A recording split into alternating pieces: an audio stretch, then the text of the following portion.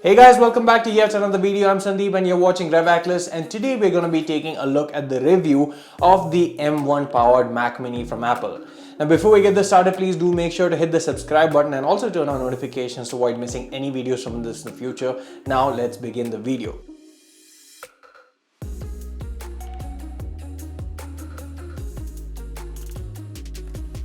I'd like to start off by mentioning that this will be more or less a creator's perspective rather than something that we do usually, where there's a lot of benchmarks, a lot of numbers, a lot of scores on screen, which actually do matter, but at the end of the day, what really matters is the end user experience, particularly for something like this. So I'll start off by talking about why I made the switch from a PC to a Mac, and also why I chose the Mac Mini.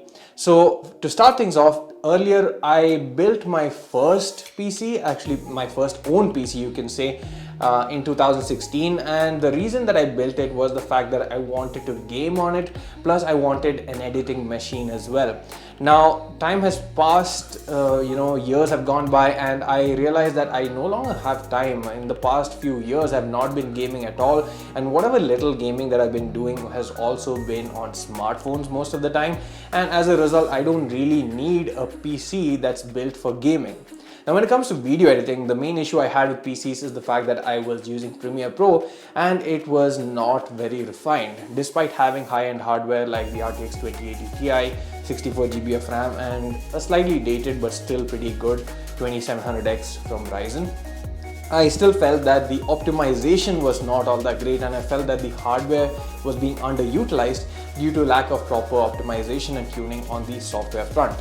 Now on top of all this, the main issue that I found with using a PC for editing was the fact that you could not use Final Cut Pro and Premiere Pro, which I had grown accustomed to despite initially starting from Final Cut 7 and then on to 10 and stuff like that, was the fact that Adobe Premiere Pro was not very stable. It would crash on me, and if I didn't actually save it, what this meant was I had to look at the autosave feature, and if autosave had not happened, I had to start a project from scratch. Then what happens is that the playback is often choppy, the rendering times were too much, and even though the overall export times were pretty fast, the process of editing the video itself was cumbersome and time consuming. So that meant that I wanted to shift towards Final Cut Pro and also, have a device that was more optimized, more seamless, and didn't have to worry about saving and these other kind of small things.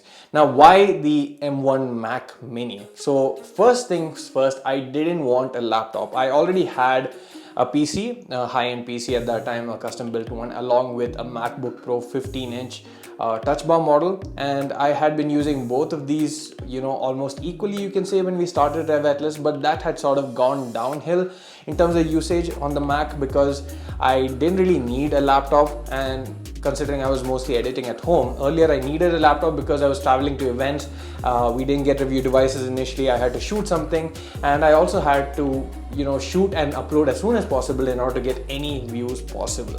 Then over the years we started getting devices under embargo, thanks to brands for that, thanks to you guys for enabling that, and that meant that I could actually shoot and keep content ready by the time the embargo lifted, and I could just do it at home as well. Now that meant that I didn't need a laptop. So then comes the choice of different desktops, and I just saw so many videos talking about the M1 Max and how good they were. And the other reason to choose the M1 Mini was the fact that I didn't want to spend extra money as well.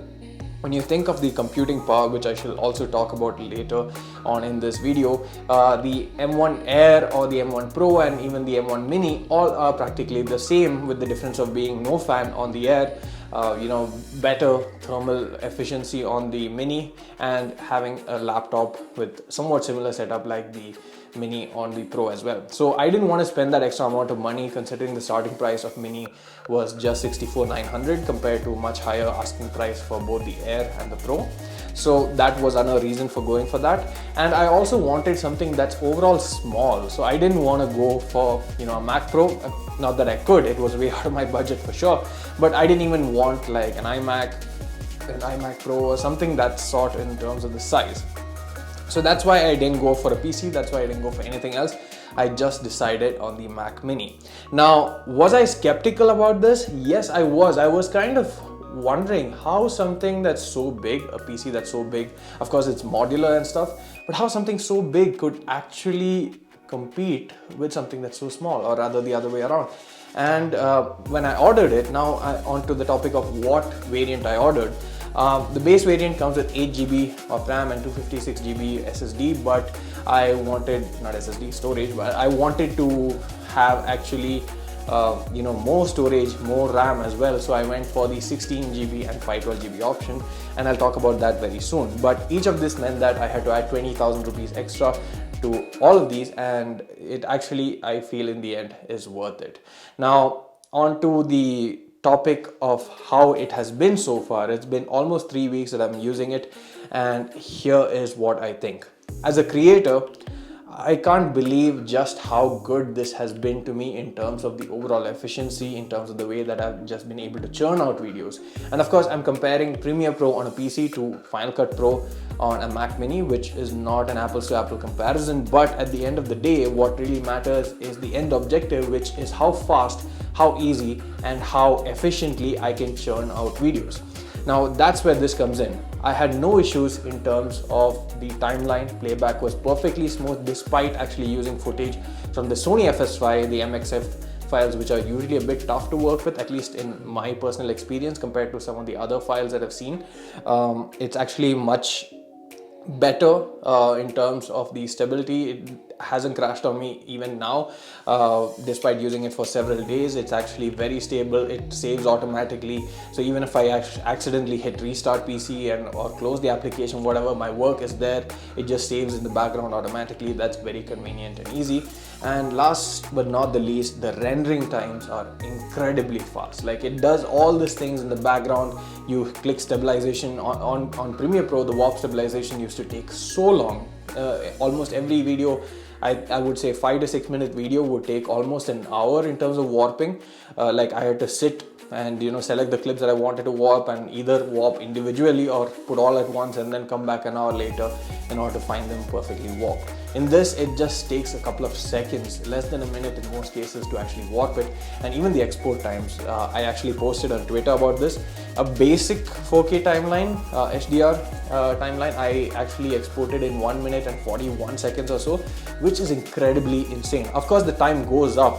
My most complicated sort of project so far has taken around 5.5 minutes to export, but that itself is extremely fast considering how small this is, and just the amount of time it actually takes most other PCs to export a similar sort of file. So in between this, while I was selling the components of my PC, I was using several other laptops which are pretty fast in their own right, but nothing compared to this, especially when you look at the overall size. This is basically the same volume as my GPU that I had earlier.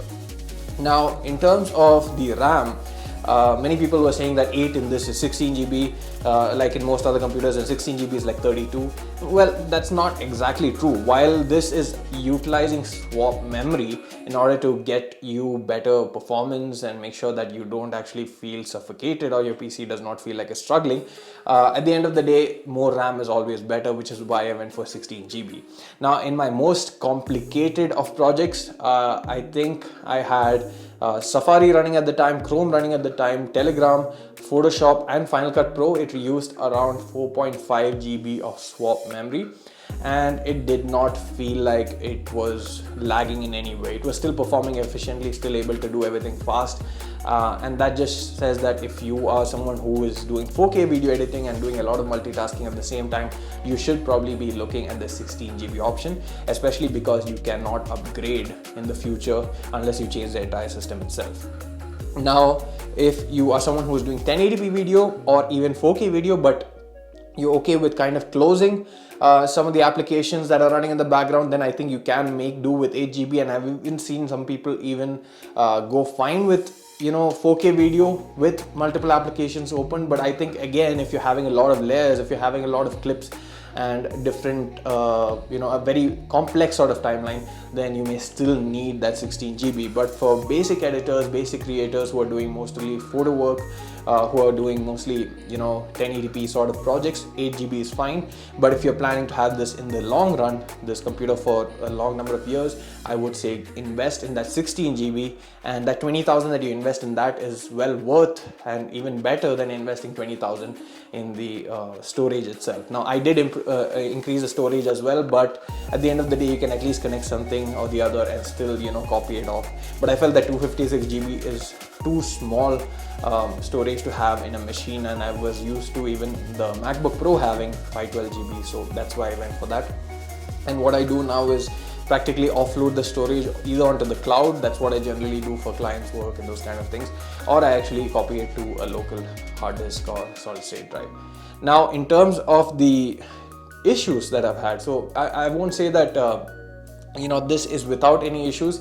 Any new piece of technology, particularly the first generation, does have some issues, and in fact compared to some of the other first generation products that I've tried, this is perhaps the most seamless and smoothest experience I've ever had. I've not actually had any major issues that I would say makes me break my head or want to return it at all, but the slight issue that I had was mainly in terms of Bluetooth. So this is an issue that's there in the MacBook Air M1 and the MacBook Pro M1 as well, but it's more of an issue on the Mac Mini M1, because if you're connecting a Bluetooth mouse and a keyboard like I have done here, what happens is that sometimes when the computer goes to sleep and then wakes up again, then it does take some time to get connected, which is still fine, maybe around 5 seconds give or take, but sometimes it does not connect at all. And that's when you're in a bit of a pickle, because you actually have to restart the computer and then it works. But a slight workaround that I've also found is that you can actually turn off the devices, the mouse and the keyboard, and then what happens is that you actually can function it when you just open it, and it connects perfectly and it works fine. Some people also do other techniques such as increasing the sleep time. So if they're actually going away just for like 5-10 minutes and coming back, then it's fine. It does not actually log you out and you don't have to worry about disconnecting. Some people say that you can connect it to your account, which I already did, so that was not the issue for me. So it will actually show your name, in this case Sandeep's Magic Keyboard, and it would actually have no connection issues, but that didn't work. Some people also say that you can turn Wi-Fi off and on again and then it would connect, but in this particular case your peripheral, the mouse and the keyboard are anyway not there, so you can't really interact and do it. That was one issue. And I did also have some slight issue initially when I was using in terms of connecting external storage, SSD and HDD, but that has been solved with an update. I think it will slowly get better, but for a first generation product, this is incredibly insane. I mean, just look at this thing, the size of this thing, and compare it to the PC that I had. I'm able to create videos faster. I'm able to do just every single thing that I was able to do on that. Like I said, I don't game. And at the end of the day, this consumes much lesser power. I had a 750 watt power supply unit on the other one, and of course it does not mean it's always consuming that much, but it still means that it consumes a lot more power than something like this. And at the end of the day, this is extremely quiet. So in this room, if I keep quiet, you can't hear it. The fan is there, it has a fan, but the fan does not kick in even when I actually use Final Cut Pro. And what this means is that when you're recording voiceovers, in the past I had to actually talk quite a bit louder, or I had to actually kill some applications so that the fan would quieten down, or manually tweak the fan speed and stuff. In this, I don't have to worry about that at all. There's no noise at all coming from the PC, and that's incredible that such a small thing is able to do this, and is a true testament to just how well Apple has innovated in terms of its chipset. The M1 chipset is truly a game changer, and I feel that with upcoming revisions, M1X or M2 or whatever they're bringing, it's going to be even more impressive. Now I am planning to keep this at least for 2-3 years before upgrading to something better. So I hope that Apple also brings maybe like I'm hearing rumors of a Mac Pro Mini or like a Mac Mini Pro, like a Pro version of this, where I wouldn't mind having some slightly more beefy capabilities with slightly bigger sort of a case. I mean, this itself is actually big, because from what I've seen online in terms of videos, the actual hardware inside does occupy a much smaller footprint, but Apple is just using their same external enclosure, which is good for thermals as well. But apart from that, they could have made it smaller. So I'm hoping that something of this size with higher caliber, or something slightly bigger with much higher caliber. In terms of the ports, I found a few people actually complaining that, you know, this does not have enough ports, but I'm kind of fine, and especially that's the reason why I went for this monitor. So this is the 5K ultra fine monitor from LG, and this has Thunderbolt support as well, so I can just hook it up using one single Thunderbolt port. And it's also ideal if you have the MacBook models, because it can charge your PC and even give a display out with just one single cable. So I have just one USB Type-C port being used, no HDMI, one power cord coming in. I have wireless mice and keyboard, which actually makes a very clean look overall, and that's what I was going for, that sort of aesthetic I wanted. I was over the whole RGB everything sort of thing. I still have RGB lights here and there, I still have colors here and there, but every single thing RGB and everything taking a whole lot of space, wires, cables, everything going around. I was sick of that entire thing, and I wanted something like this. And I also wanted something that could easily, transfer files between my phone. I actually shifted to the iPhone 12 Pro Max, and I wanted something that can actually take photos and videos off of it very easy. So in the past, what I've done is, because if you connect a Type A cable to Lightning or Type C cable to Lightning to a PC, generally what happens is larger files like videos and stuff don't get copied easily. They often fail. So what workaround I used to do was airdrop it to my MacBook or my iPad and then copy it to my PC. But now what I can do is just directly airdrop it, and it works very fast, and it's in fact almost as fast as a wired connection, so I have no issues with that.